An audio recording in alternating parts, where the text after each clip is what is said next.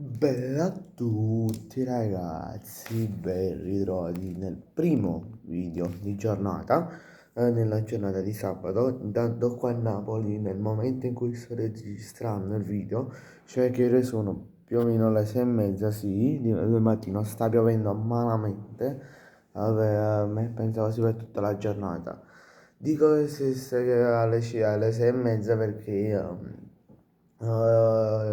non posso registrarli dopo perché devo fare, tra virgolette, i compiti, che devo fare un paio di compiti che tengo delle verifiche in classe lunedì, quindi devo studiare, quindi non riuscivo a farlo dopo. Vabbè, in questo video vi andrò a dire tre notizie più due rinnovi. Tre notizie e due rinnovi. Partiamo subito dai rinnovi. Allora, il primo rinnovo è quello di Matteo Politano che dovrebbe concludere, cioè dovrebbe rinnovare circa fino al 2000, alla stagione 29 e 30. Quindi diciamo a giugno 2030 più o meno. Lo stipendio poco più di quanto ne ha al momento, adesso non ricordo precisamente. E nel 2030 quanti anni dovrebbe avere? Non è 31, sì, 32, 33, 34, un 35 anni li terrà. Più o meno. Fino al 2030, la dai, secondo me è un ottimo. No, la stessa cosa vale per l'altro rinnovo, non è la stessa cosa perché non rinnova fino al 2030, ma diciamo un rinnovo di un portiere, cioè di Mike Magnan al Milan. Il club rossonero ha deciso di rinnovare il contratto al calciatore francese perché diciamo oltre a essere in scadenza almeno rinnovarlo per un altro anno, quindi fino al 2028 circa, ma vuole diciamo tra virgolette venderlo nella estate 2026, nell'estate 2026 a pieno, a venderlo diciamo a prezzo pieno e non diciamo tra virgolette con lo sconto perché? Perché quando i giocatori il contratto dei giocatori sta per scadere, diciamo si ha sempre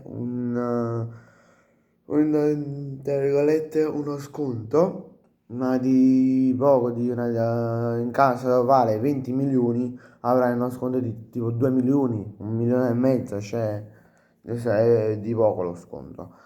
Uh, però diciamo il Milan vuole venderlo totalmente e guadagnare il massimo possibile se verrà ceduto la prossima estate.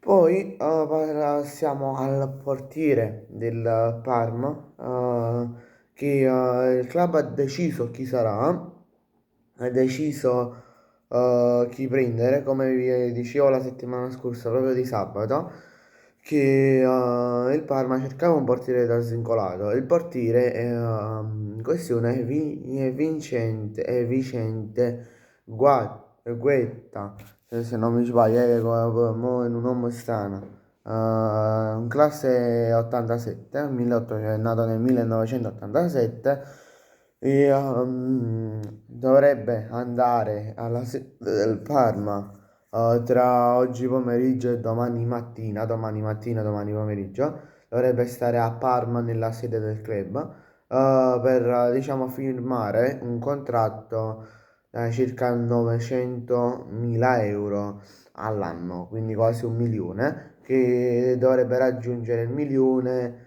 tot presenze che dovrebbe fare, tot presenze e magari due porte inviolate in due partite consecutive. Vabbè, magari la seconda è un po' più, un po' più difficile da riuscirci per una squadra come il Parma, però se riesce a completare uno di questi obiettivi il milione all'anno se l'è assicurato, perché è un contratto di circa un annetto e mezzo. Poi passiamo nelle altre due notizie che sono rimaste di calciomercato dopo il portiere del Parma.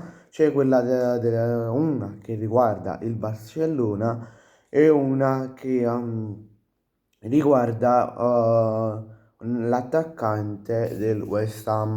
Allora, partiamo subito con quella del Barcellona. Allora, il Barcellona, diciamo, non è proprio una notizia, perché la devo smentire, perché al momento non mi risultano, non mi risulta che il Barcellona possa comprare a titolo definitivo in estate Mohamed Salah. Ricordo che sono uscite delle notizie che il Barcellona in estate potrebbe offrire 88 milioni per Salah.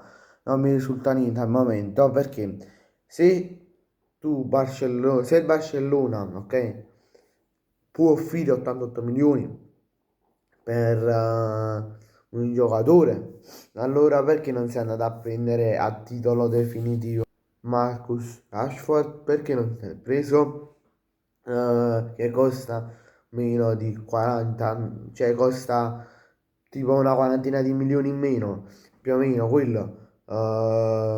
Perché a questo punto tanto vale andare a prendere andare a prendere Marcus Rashford e risparmiare questi 40 milioni. O no?